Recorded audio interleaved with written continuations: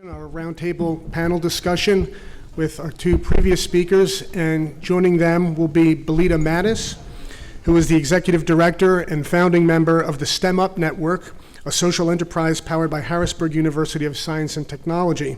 STEM Up is a community that supports women in STEM to persist, thrive, and advance. She also serves as the provost and chief academic officer at Harrisburg University. Dr. Mattis has 25 years of experience with leadership roles in higher education, including responsibilities such as program development, faculty development, and academic outreach and strategic partnerships. The discussion will be moderated by Sid Weinstein, who is a senior information technology and corporate executive with significant experience in cybersecurity issues and best practice, risk assessment, data security, and business continuity. He is a board member of the Philadelphia chapter of the Society for Information Management, an organization comprised of senior technology leaders with the common goals of networking, professional development, and community involvement. Please join me in welcoming our panelists today. Thank you. And let me be the first to say good afternoon to all of you. Panelists, I thank you that spoke very much for the wonderful talks we had, even if, David, you do scare the living whatevers out of us. Even if you do scare the living whatevers out of us. And basically, I thank those that stuck around for the last talk of the afternoon, and we'll get you out of here into lunch, hopefully close to on schedule.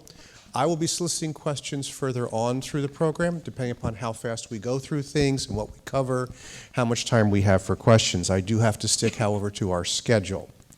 So basically, when we do have questions, it'll work the same way. You'll raise your hand, she'll come to you with the microphone, and I'll recognize you to answer the question when the time's right.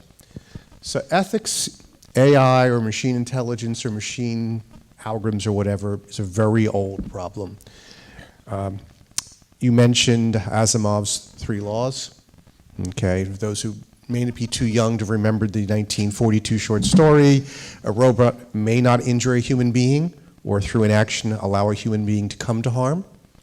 A robot must obey the orders given to it by human beings except where such orders would conflict with the first law. And a robot must protect its own existence as long as such protection does not conflict with the first or second laws. What's so good about those 3 laws was they were very specific and didn't have competing goals. But we look at those sets of principles that, David, you put up on the screen, part of your talk, and all of them have conflicting goals.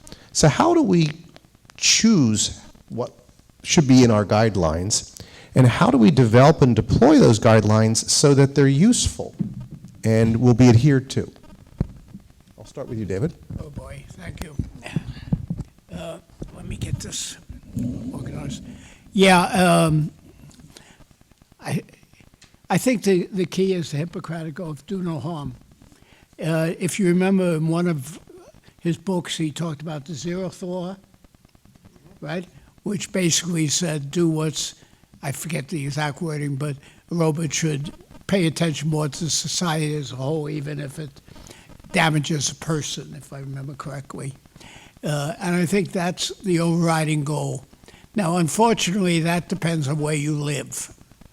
You know, one of the things I've learned very strongly is living in Japan now for 10 months is that you have different ideas of what constitutes harm when you go between different countries and within different countries. And that's a big problem. Different metrics for what constitutes reasonable privacy, for instance. I believe in the Japanese Constitution language, there's no word for privacy, if I remember correctly. That doesn't mean there isn't privacy, but it's totally different. So it's a complicated space. I think my own guess is that the way we're going to go about this may not be in the long term wise, but it may be necessary, and that's to use the courts. You know, many countries, libel is an effective weapon, sometimes too effective. Now, right now, I forget what act it is, but the service companies are considered only sort of carriers and immune from what they carry. Clearly, they are putting themselves in a position where they're attempting to do something about that, and whether that compromises that safety net isn't at all clear. I'll put one more thing, if I may, and it's a little off the subject, but not much. You know, we've essentially giving more and more First Amendment rights away online, because there's no requirement for freedom of anything in the corporate world. The Constitution only applies to government, federal government, but most states have the equivalent. And that worries me also a lot on trying to get companies to take responsibility, because I think there was a comment, I forget exactly what the comment before was, but the notion that a company isn't it can blockade somebody, can squelch somebody off because they think it's, I remember what it was. The idea that hate speech, first it's hard to define. Hate speech is in the eye of the beholder. And that's going to be a big problem when it's applied to the online thing, because it's very politically sensitive. You know, if you say something bad about Trump, is that hate speech? I have no idea in the world. You have the right under the Constitution to say it. You may lose that right, essentially. And you can argue whether that's good, bad, or indifferent. Anyway. Yeah, so I think I would say that there's a couple of principles that I would want to see. Yeah. Better? Yeah. Okay, I guess I have to be right in front of it. So I guess I would say that there's a couple of principles that I would like to see companies working in this space adopt, and also governmental actors who might be working in this space adopt. And as you might not be surprised to hear from my previous talk, right, most of these center around process, right? So I want to know that there's somebody who's responsible for the decisions, right? I want to know that the decisions are explainable. I want to know that they're accurate. And in terms of accurate, right, I want to actually know where they are inaccurate, because as I said before, they're not 100% accurate. I want to know that the decisions are auditable, right, so that you can see how the decisions were made and there's some possibility for redress. And then I want to know that they're fair under whatever definition of fairness the company is putting forth, and I want to know what that definition is, right? And I think for me, it's less about sort of a do no harm style thing, and more about making transparent along all of these different axes the possibilities to undo the harm that is likely to happen. Sorelle? So from the perspective that I bring, it's do no harm according to whom, right? Who decides what is harm and what is not? And to your point, in terms of process, making that transparent and raising awareness in terms of unconscious bias and how that plays into the decisions that are made. So really, from my perspective, it's always asking the question of who decides and why, and can we make that process transparent and also inclusive? Before, Dave, before I go back to you for your follow-up, I want to take this concept of do no harm another direction or amplify it. The question of do no harm means that no single edge case can cause harm. And the question is, what's enough good? I'll take it outside of the machine learning phase into what's in the news right now and take it in terms of the vaccination world. Where does it become the greater good enough versus the do no harm? Because you gave the case of the autonomous vehicle and the usual edge case of who do you hurt, but you also have how many hundreds of thousands of people get killed in car accidents every year if it killed X number of people because it couldn't handle edge cases, but saved a much greater number, whatever that number needs to be. Why? Is it a worthwhile technology? So how do you handle that do not harm versus the greater good? That's good. Let me throw in something for the previous topic for a minute. When you talk about companies and their decision process, et cetera, you have to remember that the internet is not a U.S. item. It's international. And and many of the companies involved are independent companies within their jurisdiction. You know, they're incorporated in, say, Japan, China, whatever, if they're allowed to operate in China. And so the notion of who explains what and how do you do that escapes me. Basically, there's no international law I can find. Again, I'm not a lawyer. Your comment, though, I think is also, yeah, well, that goes back to vaccination is a good example. I think there's a notion of the zeroth law again. You know, vaccination, the lack of vaccination has a profound impact on those who are relatively innocent. And so for society as a whole, I think we should enforce certain things as requirements. But if our machine learning algorithms allow us to make things safer, but they have a effect where some people still get hurt, the idea of liability, again, taking this back to the courts for liability, is there some safe harbor within that for things that pass a whatever definitional set and so forth that could be dealt with? Or is that an ethical, this is ethics again, of how we're going to decide which of the technologies we're going to allow to be disseminated? Yeah, I have to think a bit about that. Your turn. Yeah, so I mean, I think I would go back to this idea that all of these things are actually socio-technical systems. And so the version of cars that we have now are already socio-technical systems. And even if the cars become more self-driving than they currently are, right, because some of them are already a little bit self-driving, they can park themselves or whatever. Even if they become more self-driving, right, it's still a socio-technical system.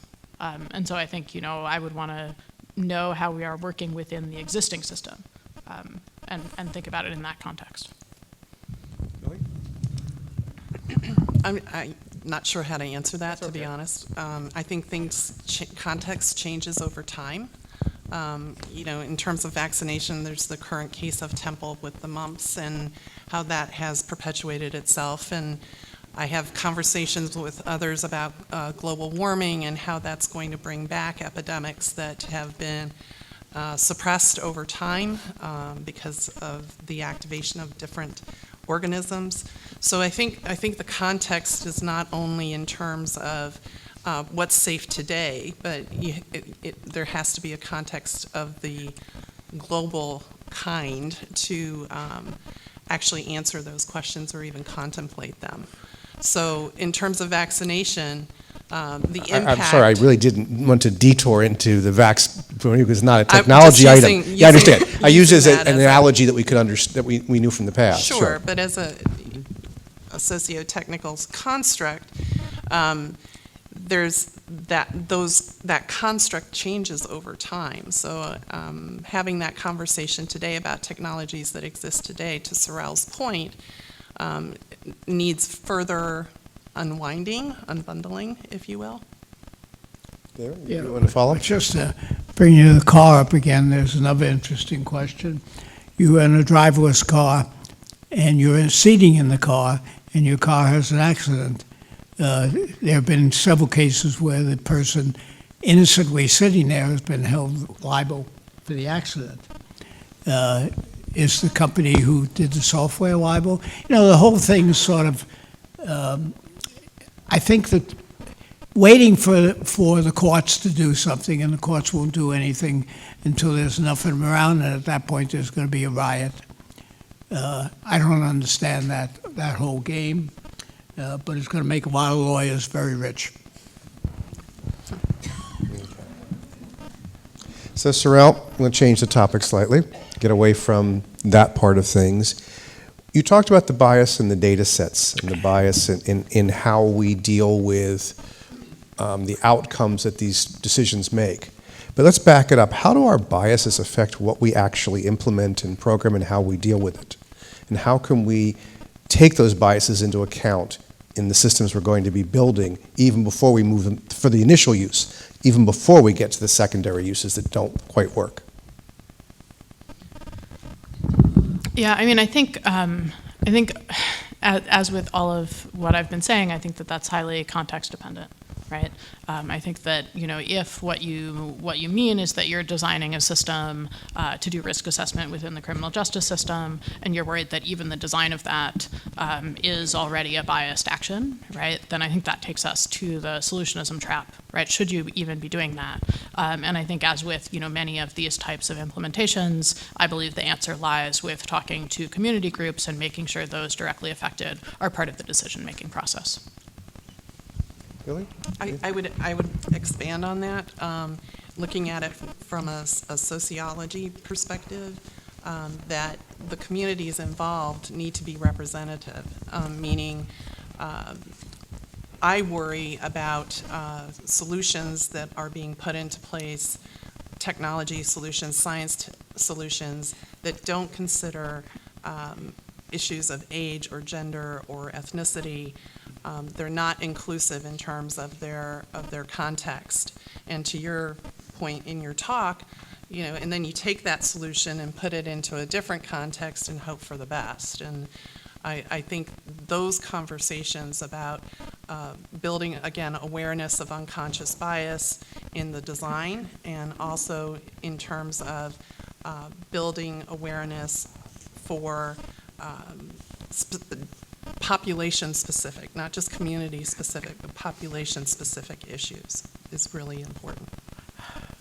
Could you, just for my benefit here, population-specific, you mean? Well, for example, in the current decision, you know, who decides? Well, the creators decide, and the decision makers decide, and across that population of decision makers and creators, there is not a good representation, for example, in terms of gender or in terms of ethnicity. It is still very much a male-dominated type of construct. Okay. David, you wanted to add something? With certain trepidation, I'll just make a comment. There was an article in the New York Times, I think, saying that the Bronx School of Science had a distressingly small number of black students, even though, to my knowledge, the admission to the high school is strictly on exam basis. You know, I don't understand how you correct that and still maintain the level of goodness of the school. I mean, instantaneously, I can see how you, in the long term, try to do it. But the fixing off balances by saying we're going to put one group on a different metric, unfortunately, I don't see how it brings everybody down. And I'd love to understand how to do that. So, I mean, I think I would again respond that it depends on exactly what metric you think you are optimizing to, and what in this case, what the goals of the education are. I would also note that previously, so, you know, Bronx Science and the other magnet schools in New York used to be much more diverse, and recently have become less diverse as certain programs that had previously been put in place were stripped away, right? So, I mean, I think, you know, as ever, this is a complex social system, and interventions need to be made at many points in it. But I also think that reducing the goal of education to scoring well on an entrance exam may be missing some of the point. I'll agree with that. So we brought up that ethics isn't stagnant. Things change over time. And we learn new things, and we have different emphasis because of these problems we run into or the situations we run into that give us a different light. How do we deal with the existing systems, which are not going to disappear because they're already in place, to take into account and kind of work with, particularly when you get to these large learning sets of data, which may have been biased to begin with, and we've discovered that now. How do we deal with the existing systems to try to bring them up to date to where we want to be with ethics going forward? Billy, any ideas? So we talked a little bit yesterday in conversation about quotas, and not a big fan myself, but there are movements afoot, for example, for gender parity at least, and for ethnicity parity, to populate decision-making bodies with a more inclusive and diverse population. That seems, according to David yesterday in the conversation, that seems to be working in Europe. The reality here in the United States, though, is in terms of board representation in the STEM fields, in STEM companies, is still very much not representative of the national population, let alone the global population.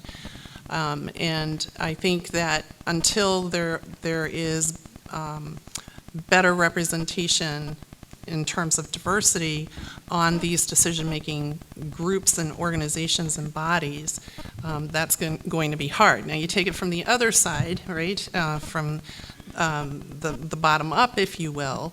I think that universities and schools, whether they are urban or rural or suburban, have a massive role in terms of getting young people interested in science and technology, getting young people educated in terms of thinking about ethical decision-making, not just in a course, but across a curriculum and across different opportunities that are provided.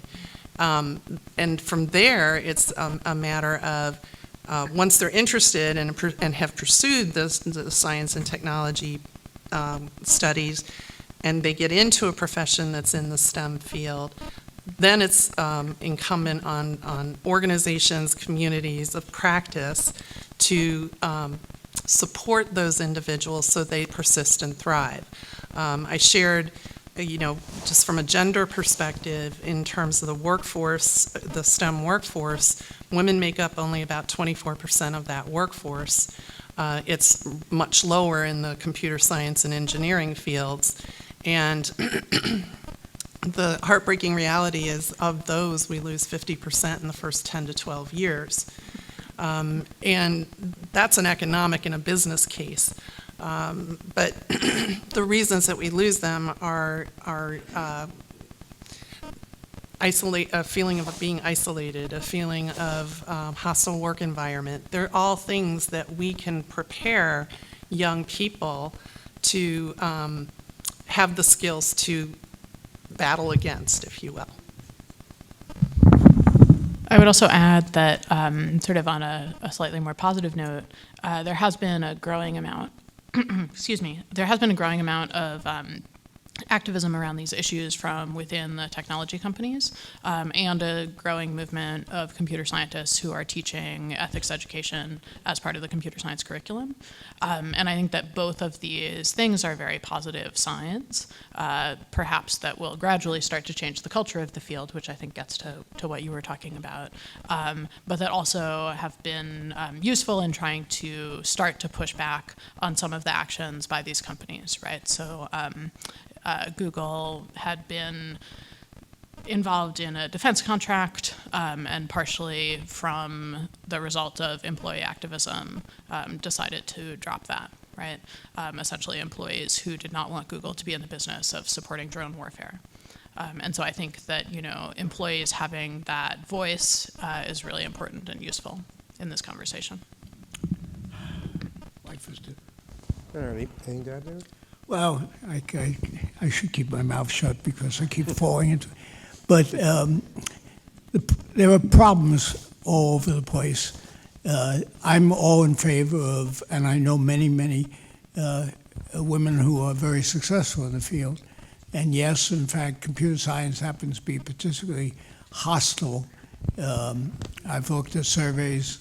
I was at CMU, and they've done some surveys, and basically computer scientists are antisocial, best description of it.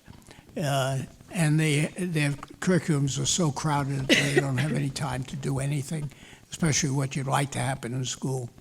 The U.S., though, is way ahead of places like Japan, which are a catastrophe for women. I know of almost no, do I know of any senior people? I know of maybe one or two that are senior, that are women. There are very few. And that's so built into the culture that I'm not quite sure how to change it. I'd love to change it, but it's hard, very, very difficult. And we have similar problems in other disciplines. One comment, though, which I feel obliged to make, Google just disbanded its privacy board, external privacy board, and they disbanded it because one of the people was, I forget what particular, but he made some statements which I guess I would call right of center, very right of center. But this notion that you want an advisory board that's mono-thinking of a topic, that you really want to cut off people that say things that you prefer not to hear, seems to me to be also a dangerous thing when you look at it, because what you like in an advisory board, believe me, is a diversity of feelings, and you have to know how to take care of extremes on both ends. So I've been following this pretty closely. So I actually used to work at Google, so I should reveal that. So this was a outside ethics advisory board, right. And I think it's fair to ask yourself what the role was of this advisory board, right? Both in terms of what the company thought it was getting and what its goals were for the PR nature of this board, right? The board was designed to meet 4 times a year, and only 4 times a year. As I was sort of describing earlier, I think in order to do real ethics oversight, you need to be embedded in the teams, and you need to be thinking about the products at all stages and thinking about all products in that way. So certainly I would disagree with the ability of the ethics board as it was construed to actually have an oversight role. So then perhaps it is just, in terms of a PR role, trying to put forward the goals of the company, right? And the statements made by the woman who was objected to were essentially statements that said that she didn't really value or believe in the existence of trans people.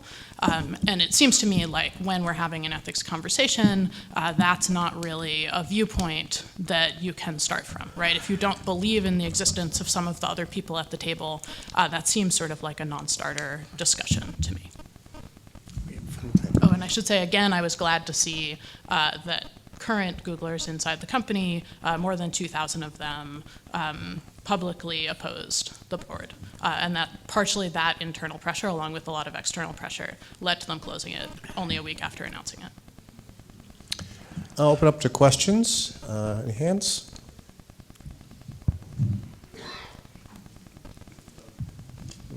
Oh. Sorry. I'm sorry, where's the question? Behind you. You have a question. I thought you were motioning over there. Sorry. Just a comment before Sure. the question. There was research done through Wharton that talks in terms of diversity and how that is difficult. It is difficult to manage. It is difficult to lead. It requires a specific environment within which it can flourish.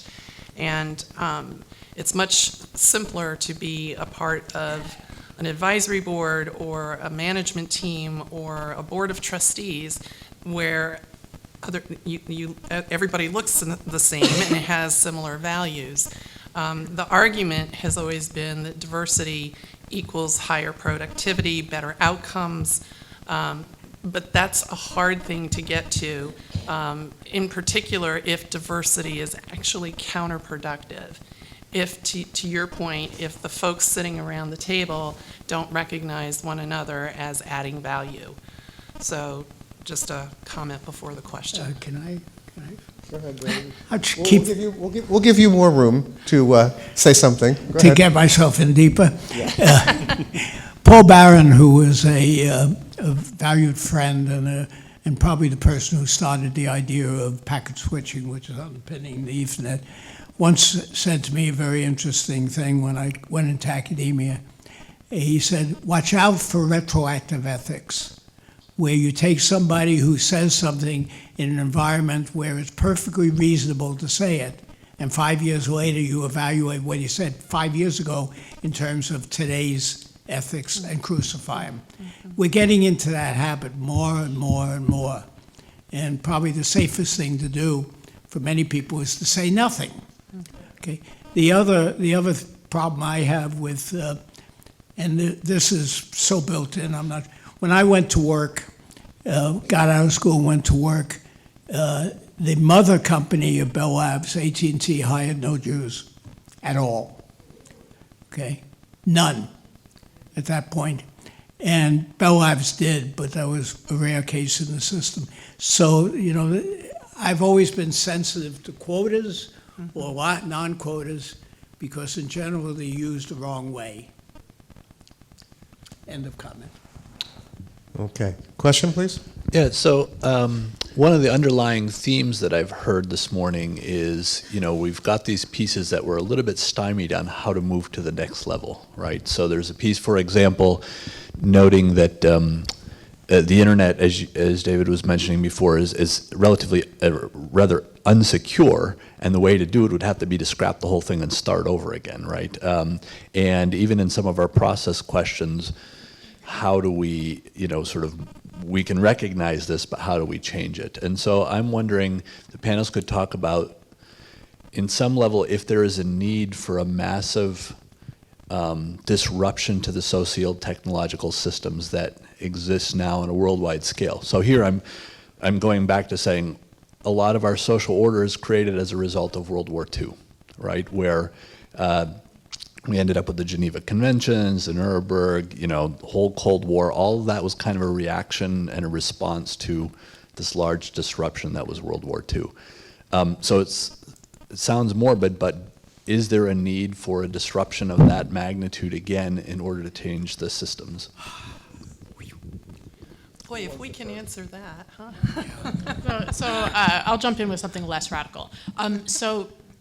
The EU last May, right, so a little less than a year ago now, put in place something called the GDPR, which stands for, I think, General Data Protection Rule, which is essentially their effort to govern privacy, but also some of these algorithmic decision-making mechanisms. And what that requires when you're thinking about algorithmic decision-making is that you be given, quote, meaningful information about any decision made about you, right? And lawyers and computer scientists are in a sort of active, heated discussion about exactly what meaningful information is.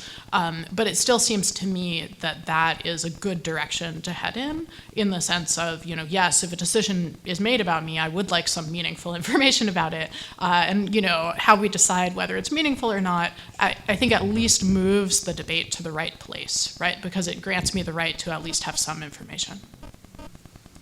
I'm going to give Billy a chance first, Dave. Come on. Anything? The GDPR is, according to what I've seen, a step in the right direction, but doesn't go far enough.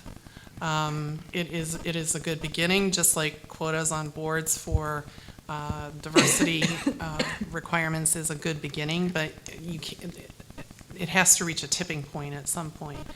I think that is a disruption needed? Yes. I think what the argument would be is what level of disruption are we talking about? Some would argue that machine learning and AI is that disruption and will bring those questions to a point where we as humanity have to address and answer those. Okay, David? Yeah, I like parts of GPA, whatever the initials are. GDPR. I can never do it. And there are parts of it which are very dangerous and stand a chance of fragmenting the internet into worse than it is now. The problem, as far as I can tell, is that it was a political document. Largely, I'm not sure who wrote it, but it's not uniformly good. It's not uniformly bad. It's a first attempt. If it stays the way it is, I think it could be disruptive. The right to be forgiven, I have no idea in the world of how you do that. That's minor technicality. Copyright stuff is really tricky. And whether it can internationalize is very doubtful. But, it's a good effort. But I'm not sure the Europeans consider it the first step. But I wish them luck. Yeah, no, I think I'll shut up while I'm ahead. Okay. Give her a second to get to the microphone. She's on her way. Which way are you going? Oh, sorry, there's one down here. There's one down Oh, here, and I didn't see the one up there. Okay. I'll take the one up there Yeah. first, then. Thank I you. didn't see that. I had a head between me and that person, so I couldn't see the hand. Okay. Go ahead. Thank you. I have two questions. First of all is, in one end of all these discussions, we have computers, we have these electronic systems or algorithms that they're actually dealing with binary values, 1, 0, on, off, true, false. On the other end, we have an ethical concepts, which is a concept. We don't even have a concrete definition or a solid definition which applies basically everywhere. So we can see that it's relative to where we basically want to focus. So is there a unifying theory that basically we are trying to achieve, or do we have to look for a unifying theory that, for example, Hawking was trying to put theory of relativity with quantum physics, everything together in one theory of everything? Are we looking for that theory? Are we trying to resolve, for example, the concept of ethics in in technology, or we are trying to find a middle ground? We are trying to basically set the needle somewhere and say, okay, this is acceptable, and then this can basically, of course, move with respect to time or progress with the progress of technology, with the ethics and all those discussions. So this is one question. Well, let's handle that one first. I'll let you hold the mic. Okay. Billy, you want to try first? So I don't think a one-size-fits-all unifying theory will address this, quite frankly. You and I have had conversations about, from an ethics perspective, again, it can't be an isolated conversation or an isolated course. It has to be something that is integrated in terms of mindset. Dr. Farber had mentioned that, ethics is not something that really is a high point within organizations like IEEE or within engineering curriculums. And I agree with his point that in order to come to a volume of agreement around ethical decision-making in terms of data and computer science and engineering, that is a mindset that has to be cultivated from early on, with students early on, with communities early on. And then you layer onto that the complexity of context. And I think, to Sorelle's point, coming up with some unifying processes, things that we agree on in terms of how we design and deliver, is probably a much easier and better, more sound approach than trying to create a unifying theory, my perspective. Sorelle? She said what you wanted. Perfect. All right, your other question then?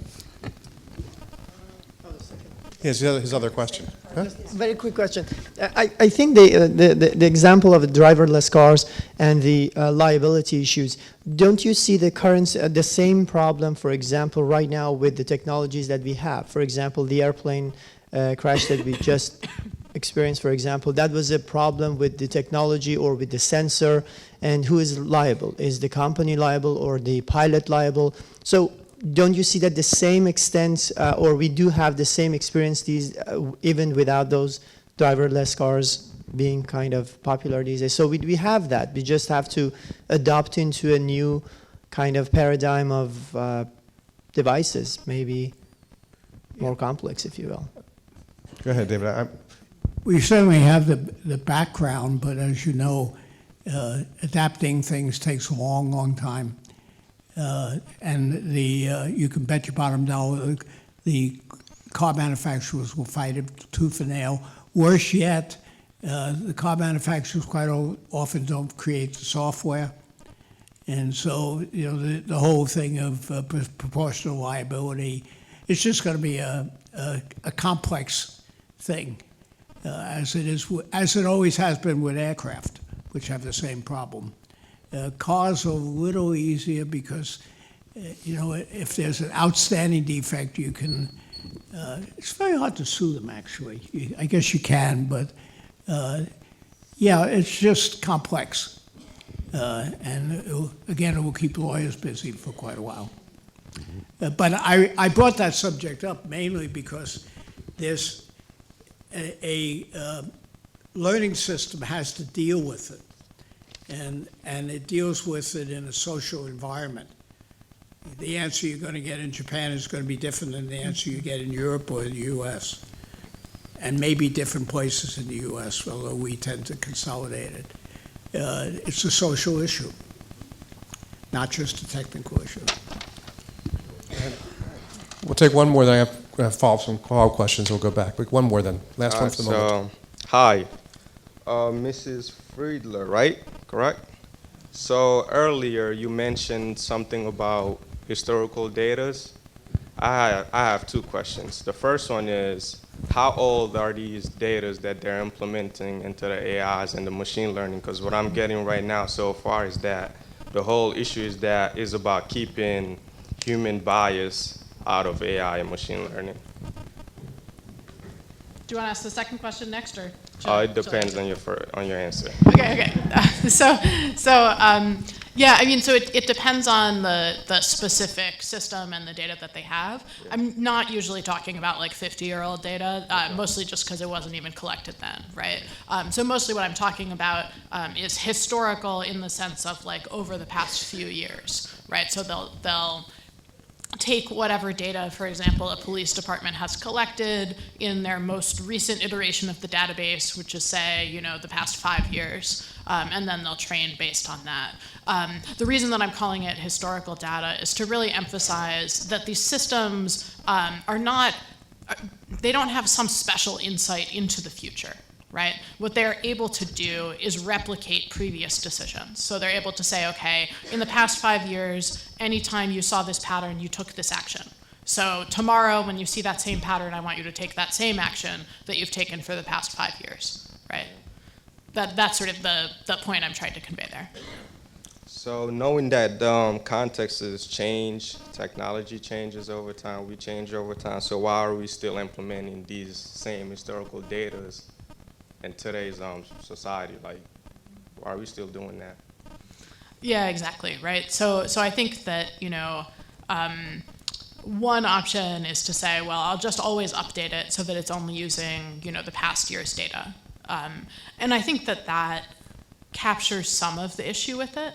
But I also think, so if you're thinking about the context of risk assessments, I think one of the really thorny moral issues there is that it doesn't really reckon with a person's capability of changing, which is, of course, part of the whole point of the criminal justice system, is to allow people to, contemplate and become better people, right?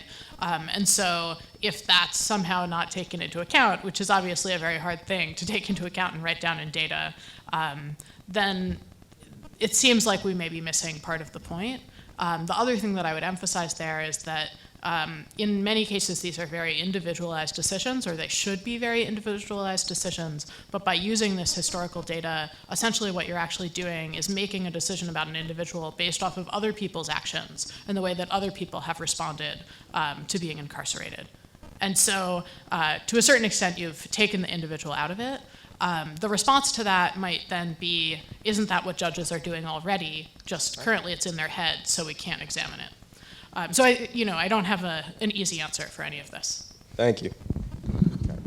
So I want to go back to this idea of changing our process, in particular in terms of during the development and distribution of these systems. I don't want to go back to the schooling that long back, okay? And we go at the speed of change in industry and the speed of what's happening. How do we balance this process, which inherently will, from the company's point of view, slow down what they're doing, against basically the fact that a disruptor could come in who doesn't follow the process? How do we balance these things so we still make progress, but yet we all agree to take into account what we should to make the systems more ethical than they are today? And I think I'll start with you, Sorelle, in the middle for this one. Yeah, so I think that while I don't think that companies' privacy policies and processes are perfect, I do think that it provides a useful model for how to think about this in terms of ethics. So for example, Apple has really made part of their brand that they're good on privacy, right? And you could imagine a company doing a similar thing with ethics. And in order to get to that point, you have to incorporate privacy review or ethics review all throughout all stages of a product development pipeline, right? So you need, for example, the project manager to be charged with making sure that this happens in the development of any product, because you need somebody who's in the room anytime any decision, large or small, is made, and who's really responsible for doing those in a good way, right? And so my hope is that, I feel like you're partially asking, how can you encourage companies to do that when there might be somebody who comes along and doesn't think about these ethical issues and so does whatever you're doing faster, right? My hope is that it would become part of a brand, and so therefore would also be a competitive advantage. And I think that you can already see in some cases where it is a competitive disadvantage if you don't do it. Right? So the example that I gave earlier of Amazon's same-day delivery service, they got a huge amount of negative press and negative attention from congressmen, right? So really at the highest levels, they got negative attention, and then they still had to roll out the service to everyone anyway because of that negative attention, right? So they got bad press and didn't get to cut corners. Whereas if they had had this type of review in place from the beginning, they could have avoided all of that. You look upset, David. Well, I'm just, having been involved in too many advisory roles in corporate developments, I find it hard to believe that, I don't understand a mechanism which will get that in to the development process. It's too diverse, it's too distributed, and about the only time, it's too infrequently that you look at the issue because it's too infrequently that the issue can be looked at. I mean, you got this crowd of people trying to develop a product, right? And at any one little piece of it, there's probably no ethical problems there. It's just when it comes together. And so I would argue that, in fact, companies have two problems. One is they wait to look at it until it's very late in the game, often. And at that point, it's, we promised it to market, and it's not happening. The hell with everything, including bugs and everything else. Get it out, and we'll fix it later. That mentality is built into the thing, and will continue to be built in as long as consumers are willing to accept it. I hate the word consumers, by the way. As long as people are willing to accept it. You buy a system now, a Mac or a PC, there are endless bugs in it. You can be compromised left and right. Does that stop you from buying it? No. And so there's an education on both sides of the thing. And I just don't see how to put that into, I'd love to see it happen, not arguing it. It's just I don't see how it works. Really? I think there's a level of social accountability that comes from many different directions. Not only the process by which things are designed and delivered, but also in terms of class action suits. I mean, you have your carrots and your sticks. You can build a great brand, right, and put that brand in the center of that brand. That this is an ethically produced product, right, and designed product. You can use the stick of litigation. You can use the accountability factor in terms of the social accountability within a community of practice or within a community. You look at social movements like I know the controversy around the Me Too movement, but that has gained momentum in terms of probably stating some accountability issues, but we're capable of doing that. So I think the answer is not a one size again fits all. It's how do we tout the positiveness of brand around ethics within science and technology? How do we litigate to hold accountable the worst offenders? And how do we, as a society, as a community, hold accountable those organizations as well. Well, we're getting near the end of our time, so I'm going to give you one more chance to, David, put your foot in your mouth if you want to think of it that way, and let you give a summarization thought. But I'm going to start in the other order, and I'm going to, well, I gave you first the first time. I'm going to go the other order and start with Billy. Some Okay. closing thought, if you Sure. would. So the entire conversation about ethics and who decides and who wins and who loses is very much dependent, as we've all said repeatedly, on context, to include time and space and society and culture. I would make the case that it's important for us all to push and continue to push the question of bias, the question of awareness of unconscious bias, constantly into our thinking, our strategy, our conversations. And there's no better place to have those, to start those conversations than in communities that grow up around places like Rosemont, and in classes that are held here. And I would urge everyone here to not wait for that class, right? The class that focuses on ethics or ethical decision making, but to constantly push ourselves as individuals to think in terms outside of our own, at least raise it's called unpacking the backpack, right? You need to unpack your own beliefs and belief systems in order to allow others in. So that would be my push, if I could. Awareness. Sorelle? Yeah, and I would echo pretty much all of that, right? And I think in addition, one of the things that I find personally interesting about this is that there are also tricky technical questions to be asked here, and I think it's important in engaging this conversation to do your best to try to understand what the technical algorithmic questions are that are underlying a lot of this.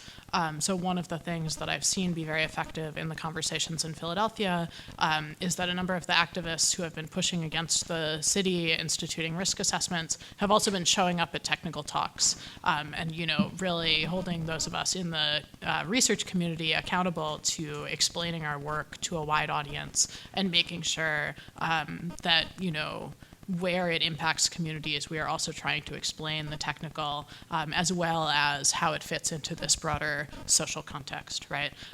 So, as an educator, I would definitely echo that we all need to be working to educate ourselves and our communities, both about the socio side of these issues and the technical side. I agree. I'd put one more thing in. The best way to impact the technical community now is to put a lot of pressure on places like ABET, who's the accreditation agency for engineering and for many of the computer science departments, so many of them don't accept it, to put in a meaningful ethics component. And notice the emphasis on meaningful, not the, well, I'll give one lecture and that's my ethics input. It's not something that's going to be solved in one lecture. And I think it's very important that that be baked into the program. If you want to be accredited as an engineering school, which every school does, for reasons that escape me, by the way, then you must have a meaningful ethics component in it. Otherwise, we're going to educate people who still don't know anything about ethics in the technical community. I want to thank the three of you for taking your time and putting your reputations at risk to answer questions you had no idea what they're going to be from the audience. So thank you, Billy, Sorelle, and David. And I want to thank the audience for sticking around and asking those questions.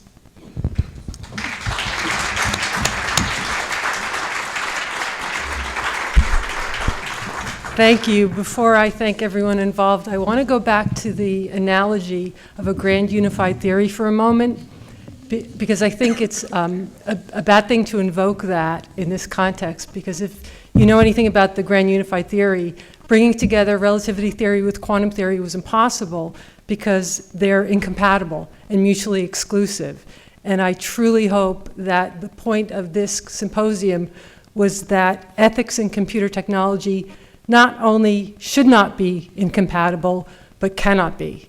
Because if we view them as such, we do so at our peril. So again, thank you to our panelists, everyone who participated in today's event, David Farber, Sorelle Friedler, Bilita Mattis, and our moderator, Sydney Weinstein. To the director of the Institute, Alan Preddy, for coming out of hiding from his sabbatical to join us today. Thank you to the external and internal boards of the Institute, President Sharon Hirsch, and special thank you to those who helped with the planning and execution of today's event, especially my esteemed colleague, Kristen Moran, Vice President for College Relations, and her more than capable staff, Tony McDonald, Katie DeBuff, our Head of Media Services, Liam Fennell, our IT Director, Bill Kenny, and especially to my more than capable assistant, Susan Carey, who's back in the office keeping everything in check for me. Thank you all very, very much. Please visit our website, which is www.rosemont.edu/symposium for more information, and we look forward to seeing you next year at our next symposium. Have a good day. That timing.